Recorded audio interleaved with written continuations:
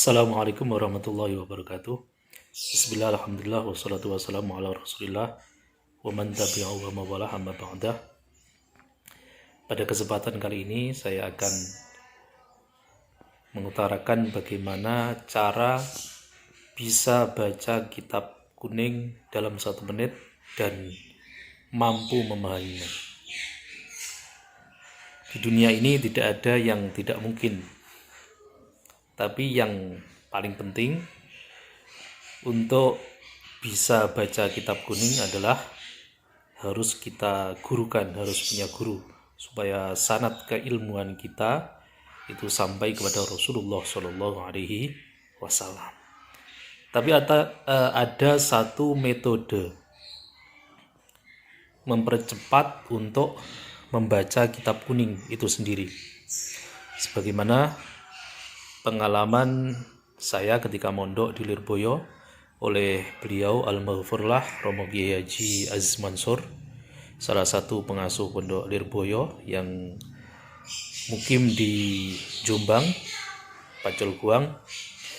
Beliau dalam satu mauidhahnya pernah menyinggung bagaimana seorang santri atau bagaimana kita mampu untuk membaca kitab kuning dengan cepat. Jadi yang perlu kita sediakan adalah 2 kitab.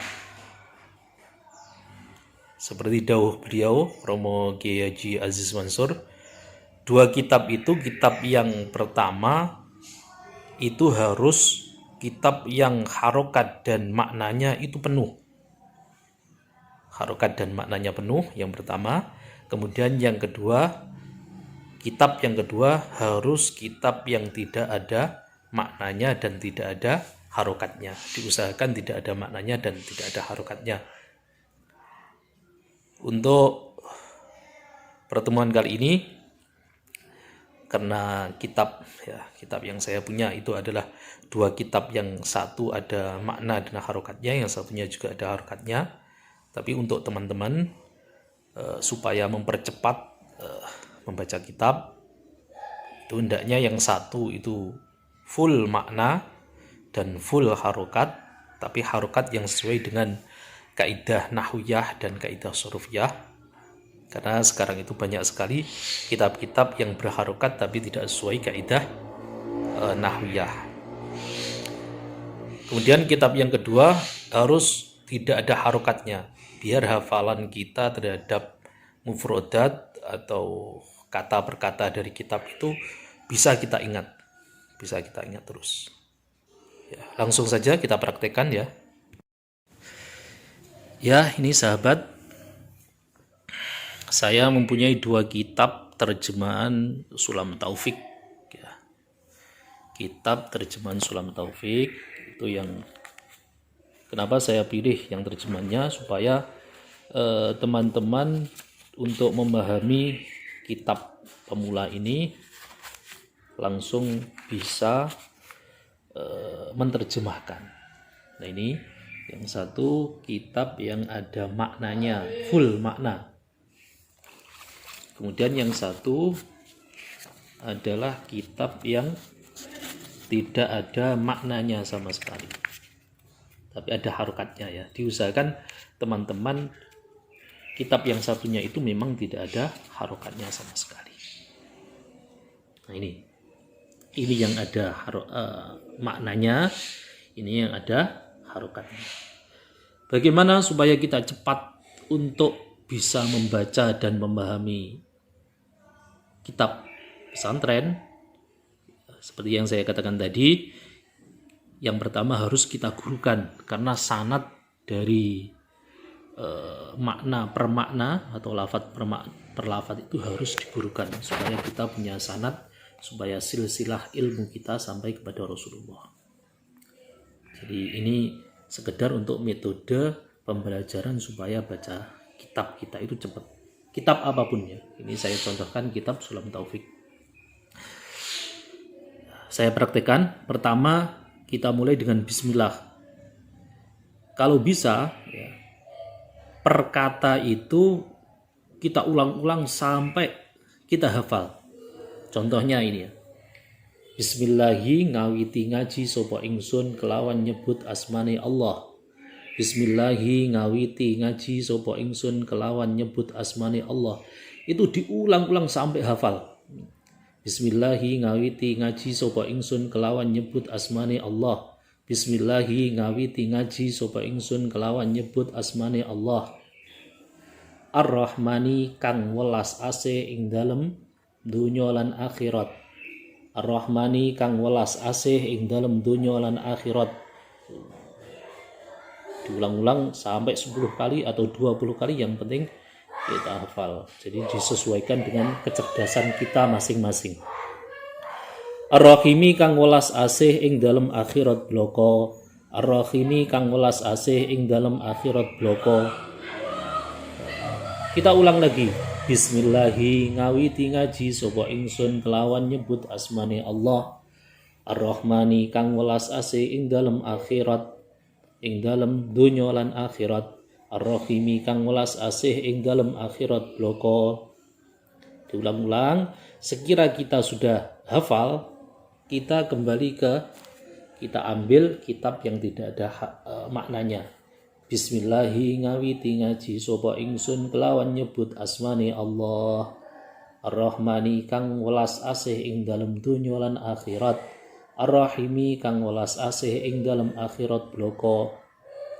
Berarti bisa atau tidaknya kita terhadap makna kosongan ini itu tergantung pada hafalan kita.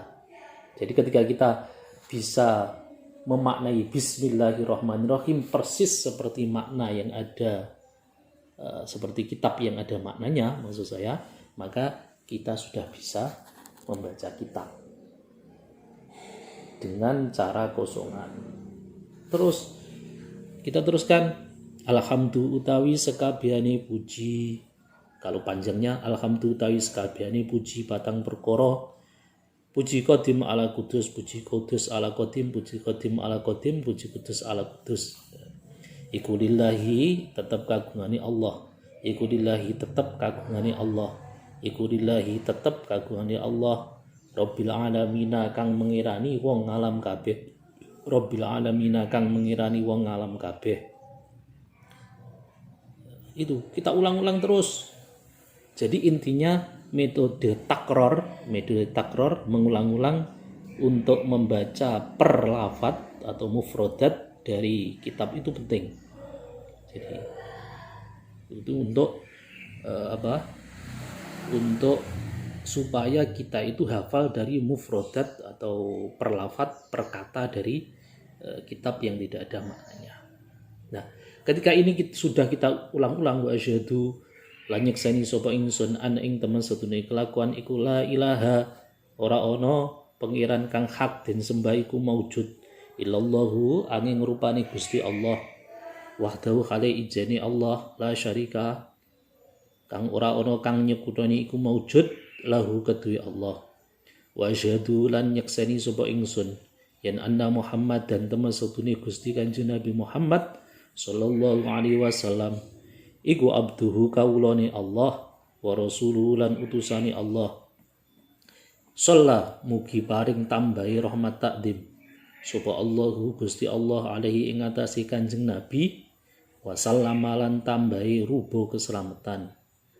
Wa ala alihi lan muga tetep ing atase kawula wargane Kanjeng Nabi wa sahbihi lan sahabate Kanjeng Nabi wa tabi'ina lan wong piro-piro wong kang manut Kanjeng Nabi kabeh. Itu diulang ya, diulang sampai kita hafal.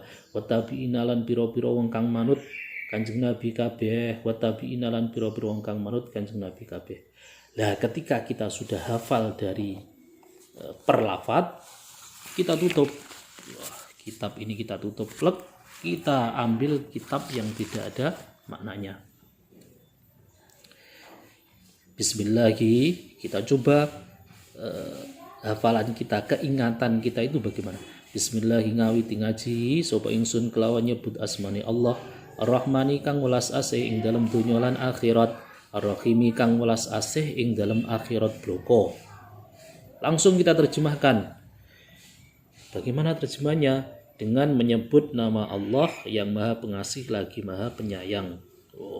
Berarti terjemahan Bismillahirrahmanirrahim dengan menyebut nama Allah Ar-Rahmani yang mempunyai kasih sayang di dunia dan akhirat, Ar-Rahimi yang mempunyai kasih sayang di akhirat saja. Seperti itu. Sampai nanti terjemahannya ya seperti itu, maknanya ya seperti itu. Alhamdulillah sekabehane puji iku lillahi tetep kagungane Allah Rabbil alamina kang mengirani wong alam kabeh. Wa asyhadu lan nyekseni sapa ingsun an ing temen setune kelakuan iku la ilaha ora ana pangeran kang hak den sembah iku maujud illallahu angin rupane Allah wahdahu alaihi ijene Allah la syarika kang ora ana kang nyekutoni iku maujud lahu kedue Allah. Wa asyhadu lan nyekseni sapa ingsun yen anna Muhammadan temen satune Gusti Kanjeng Nabi Muhammad sallallahu alaihi wasallam iku abduhu kawulane Allah wa rasuluhu lan utusane Allah.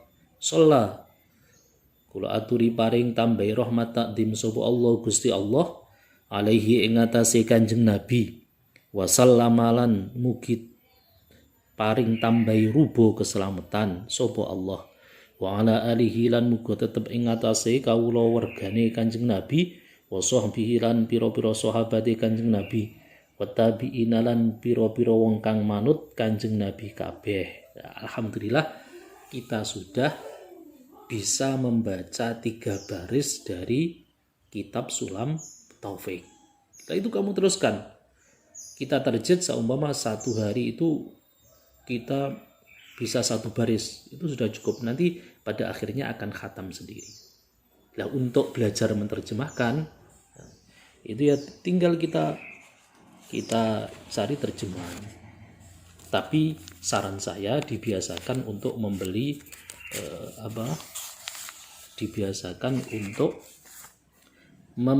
kamus. Jadi dari kamus itu akan menghasilkan hafalan yang kuat. Atau kita ingat-ingat dari perkata makna tadi. Contoh, alhamdulillahirabbil alamin, sekabehane puji iku kagungane Allah kang mengirani wong alam kabeh. Tinggal kita bahasa Indonesia kan. Semua pujian itu hanya milik Allah yang menjadi Tuhan dari orang semesta, dari alam semesta. Jadi seperti itu. Menerjemahkan itu yang penting kita translate dari bahasa Jawa ke bahasa Indonesia. Jadi sangat mudah sekali kan untuk belajar membaca kitab kuning.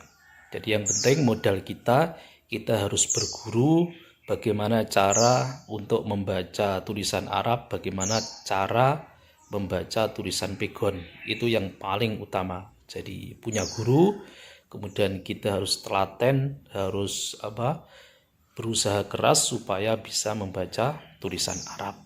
Nah, dengan modal 2 itu, maka insya Allah kita akan terbiasa membaca kitab walaupun tanpa ada harokat, walaupun tanpa ada makna. Karena kita di dalam otak kita itu makna dan harokatnya sudah kita transfer semua. Dan kitab-kitab itu semuanya sama. Jadi semua sama.